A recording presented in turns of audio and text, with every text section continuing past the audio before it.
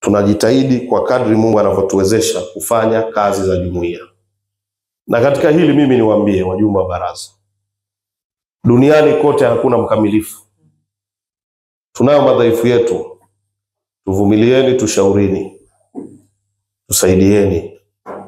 Na ni kawaida ya mwanadamu kuona madhaifu kwa mwingine, ila kwake anaona yuko sawa sawa. Kwa haya nasema ili kuweka msingi mzuri wa kujengana na kujua ni wapi tunatakiwa kwenda. Kwa ndugu zangu, mimi niombe mambo mawili alafu niketi.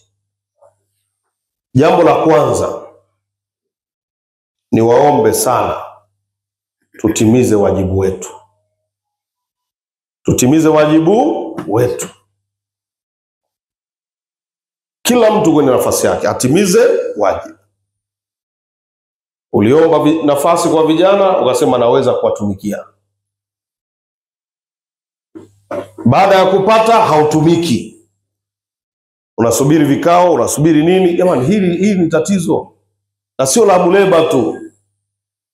Wako wenzetu wanafanya vizuri, wengine wanajongea, wengine amekaa kabisa anasubiri siku ya kikao cha kwenda kumchagua diwani.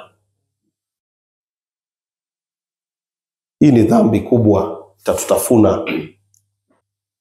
Tutimize wajibu. Tufanye, yani mimi huwa natamani nisikie kesi uko mgogoro wa jumuiya na chama mahala fulani, lakini msingi wa mgogoro huo jumuiya iko inapambana kuhakikisha kazi zinakwenda. Lakini watuli, yani watu hata wafurukuti. Hii ni hatari. Na bahati mbaya sana ya hii sayansi na teknolojia tulionayo, anayefanya tunamjua, asiyefanya vile vile tunafanya nini? Tunamjua. Yana anayefanya tunamjua. Teknolojia inatusaidia kujua ni wapi wanafanya, ni wapi hawafanyi. Na kuna wengine wakaambia sisi tunafanya lakini sio lazima tuonyeshe. Wewe umeshaachwa na dunia. Siasa sio mchezo wa jando na unyago kwamba unafanyia gizani. Siasa ni shughuli ya kuhudumia watu. Tunataka kuona huduma gani unaitoa kwa watu waliokuchagua. Masuala ya sisi unajua sio lazima tuonyeshe, tuonyesheni tuone.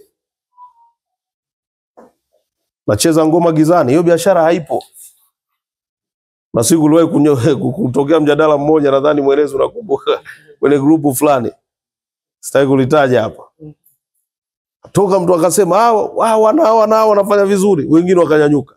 Na sisi tunafanya, sio lazima muone. Leta, sio lazima tuone tena. Siasa ni kazi ya kuhudumia watu. Umeenda kuzika, tunataka tuone umezika wapi. Umeenda kwenye harusi, tunataka tuone umeenda harusi ipi. Umeenda kwenye bonanza la michezo, tunataka tuone ni wapi umeenda.